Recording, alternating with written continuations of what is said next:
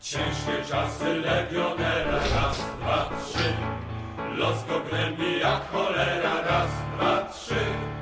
Robić dużo, a jeść mało, maszerować jak przystało, raz, dwa, trzy. Druh karabin ciąży w dłoni, raz, dwa, trzy. Bagnet o łopatkę dzwoni, raz, dwa, trzy. A przy boku ładownica i manierka powiernica, raz, dwa, Hello everyone, I'm a Puck, becoming of the Carska Garda, and today I'll be explaining everything there is to know about support classes in Blood and Iron. Guys, I'm kind of trying to film a video here. Can we move it away, guys? Guys, stop it. Stop that useless noise right now. Get away from me. Go. Anyways, I was saying, yeah, support classes. First off, what are support classes? Well, it's all those classes that aid their team via either status buffs or some other form of support. This includes musicians, flag bearers, sappers, officers, and finally militia, which you've been asking us to cover for a while now.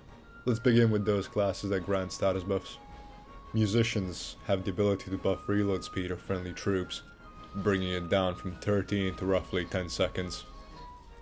This buff speed is applied to all friendly troops standing within a radius of distance from them, shown on screen. Every regiment in the game, excluding artillery and irregular ones, have some sort of musicians. These can be fifers, drummers, pipers, or buglers. Thus, their main purpose is that of following infantrymen to increase their fire output. In formations, they will position themselves near the center, so that the whole company receives their buff.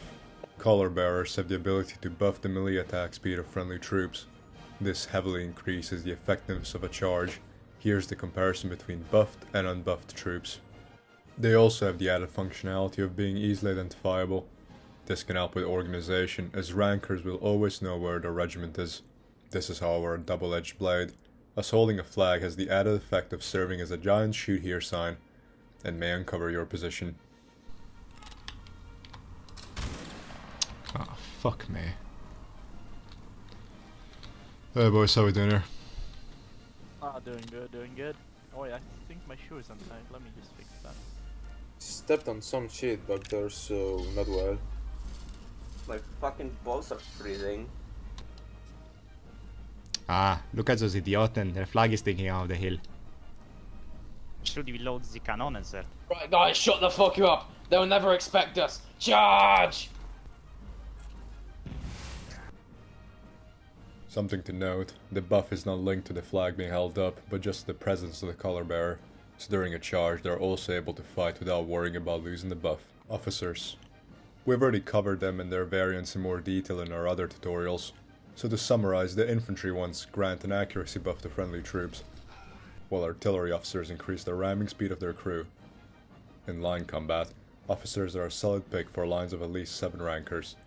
Generally, if the line is smaller than that, it is more beneficial that the commander also spawns as a ranker, as the extra musket will outweigh the benefits of the accuracy buff. And that covers all buff givers. Now let's move on to sappers. Often seen in public servers, either spawn camping or roundeling. These units are equipped with a heavy axe, a hammer, and a shovel. The axe allows them to inflict lethal damage with just 2 hits, making them extremely effective in close quarter combat against inexperienced players. It will however get quickly dispatched by competent infantry.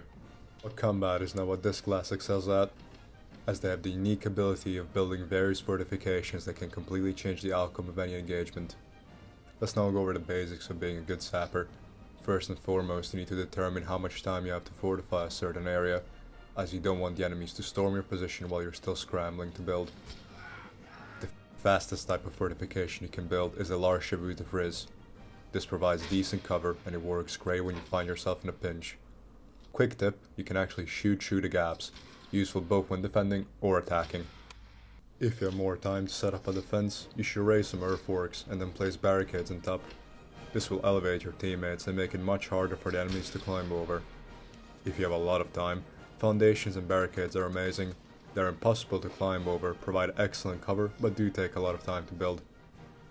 You can use gabions and sandbags to patch up holes in your defenses, while crates can be used to allow your teammates to climb over the barricades if needed. Finally, you're able to build stakes, which will instantly kill any horse that comes in contact with them. This does include friendly horses.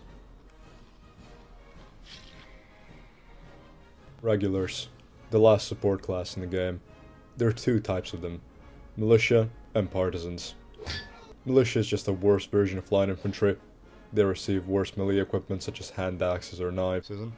There's very little reason to pick these, with the exception of the Russian militia regiments, which have pikemen. And finally, partisani. There's no advantage in picking them, however, it is very fun. The average partisan experience consists into you spawning with a log, looking around and seeing your friends with a farming equipment, and maybe 2 guns between the 10 of you, followed by either total victory or a single enemy volley.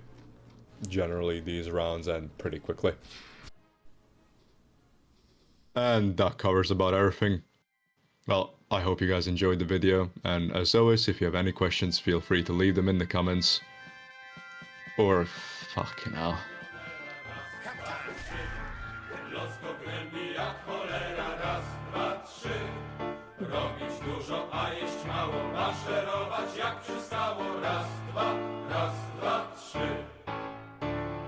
Druh karabin ciąży w dłoni. Raz, dwa, trzy. Bagnet o łopatkę dzwoni. Raz, dwa, trzy. A przy boku ładownica i manierka